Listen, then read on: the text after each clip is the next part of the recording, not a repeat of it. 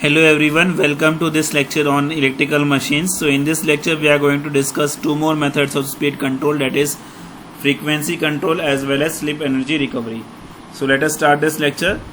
So we already know that synchronous speed of an induction motor is given by ns is equal to 120 f by p. हमें मालूम है कि synchronous speed of motor क्या होती है, ns is equal to 120 f by p.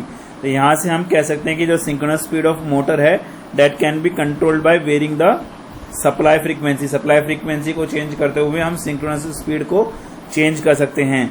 ठीक है. So the EMF induced in the stator of the induction motor, और मुझे ये भी पता है कि EMF induced in the stator of induction motor वो क्या होती है, E1 is equal to 4.44 kW1 F⁵T1. वहां पे 4.44 और kW1 मेरा वाइंडिंग फैक्टर है, F मेरा फ्रीक्वेंसी है, ∅ मेरी फ्लक्स है और T1 मेरे number of turns per phase हैं. ठीक है. तो अगर मैं सप्लाई फ्रीक्वेंसी को चेंज करता हूं तो यहां से एविडेंट है कि E1 भी चेंज होगा. So therefore I can write if the supply frequency is change, E1 will also change to maintain the same air gap flux. ठीक है. तो सेम एयर गैप फ्लक्स को मेंटेन करने के लिए E1 भी चेंज होगा. ठीक है. Now suppose stator voltage drop is neglected. मान के चलते हैं कि हमने स्टेटर के वोल्टेज ड्रॉप को नेग्लेक्ट कर दिया, तो जो E1 होगा वो किसके बराबर बन जाएगा, V1 के बराबर बन जाएगा. तो therefore terminal voltage V1 will be equal to E1. Okay. In order to avoid saturation and to minimise losses, motor is operated at rated air gap flux. देखो, अगर सिर्फ मैं फ्रीक्वेंसी को ही वेरी करूंगा तो क्या होगा, सैचुरेशन पे रीच करने की, मैग्नेटिक सैचुरेशन रीच करने के चांसेस हैं, जिससे कि मोटर हीट अप हो सकता है. तो इसलिए मुझे यहाँ पे ये ध्यान रखना है कि सिर्फ फ्रीक्वेंसी को ही मुझे चेंज नहीं करना, मुझे उसके साथ साथ वोल्टेज को भी चेंज करना है. ठीक है. So therefore by varying terminal voltage, so again I am repeating this line, in order to avoid saturation and to minimise losses, motor is operated at rated air gap flux by varying the terminal voltage. Okay. With frequency, frequency और voltage यहाँ पे दोनों change होंगे. To maintain V by F ratio constant, तो V by F ratio को constant रखने के लिए कांस्टेंट रखना बहुत जरूरी है ताकि हमें सैचुरेशन कंडीशंस ना आए at the rated value. This type of control is known as constant volts per hertz. Okay. Now speed control of induction motor using variable frequency supply requires variable voltage power source. तो इससे clearly evident है, मैं कह सकता हूं कि variable frequency के लिए मुझे वेरिएबल वोल्टेज पावर सोर्स की भी जरूरत है.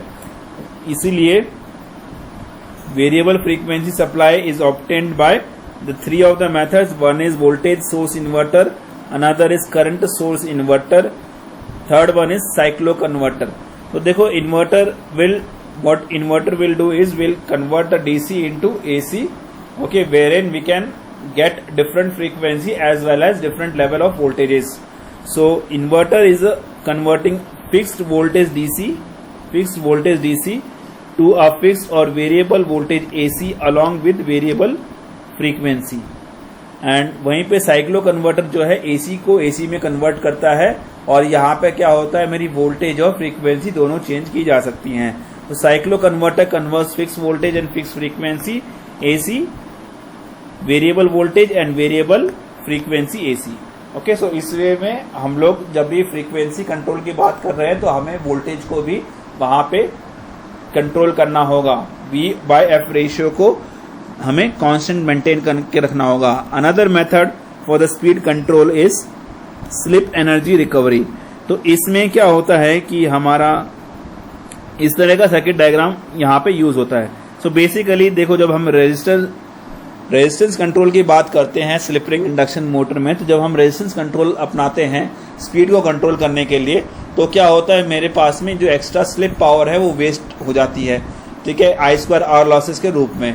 लेकिन अगर ये जो केस है स्लिप एनर्जी रिकवरी का, इसमें क्या होता है, इस स्लिप पावर को वेस्ट होने की बजाय हम वापस AC सोर्स में फीडबैक कर देते हैं. वो किस तरह से होता है, आइए देखते हैं. तो सबसे पहले तो हम पिछले मेथड जो रोटर रेजिस्टेंस मेथड है उसका जो डिसएडवांटेज है उसको देख लेते हैं. In the rotor resistance method, the slip power in the rotor circuit is wasted as I²R losses during low speed operation. तो लो स्पीड ऑपरेशन में वो I² और लॉसेस के बीच में के रूप में जो स्लिप पावर है आपका वो वेस्ट हो रहा है। तो इससे efficiency of the drive system by this method is reduced. तो method of recovering the slip power is shown in the figure. तो इसमें हमने यहाँ पे हमारी जो है ये 3 फेज सप्लाई दी हुई है, ये मेरी स्लिप रिंग इंडक्शन मोटर है, और ये जो सर्किट है वो मेरा ब्रिज रेक्टिफायर का सर्किट है, और यहाँ पे स्मूथिंग रिएक्टर प्रेजेंट है, और ये जो सर्किट है वो मेरा इन्वर्टर ब्रिज का सर्किट है, और हमने इसको एसी सप्लाई में वापस से फीडबैक कर दिया। तो बेसिकली यहाँ पे क्या हो रहा है कि जो एसी पावर, जो स्लिप पावर वेस्ट हो रहा था, अब उसको हम कहाँ पे दे रहे हैं, हम उसको वहाँ पे ब्रिज पे दे रहे हैं।